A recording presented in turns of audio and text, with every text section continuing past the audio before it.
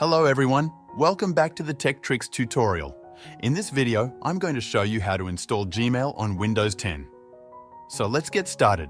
First of all, you need to open your Chrome browser. Make sure you use Chrome as other browsers might not support this method.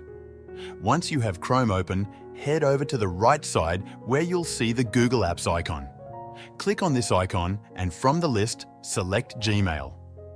Now that Gmail is open, look to the top right corner of your browser. You'll see a three-dot menu icon. Click on it, then hover over Cast, Save and Share, and select Create Shortcut. A prompt will appear. Simply click on Create. That's it. You can now find Gmail installed on your Windows 10 desktop or in your Start menu. I hope this video was helpful. If it was, please don't forget to like and subscribe to my channel.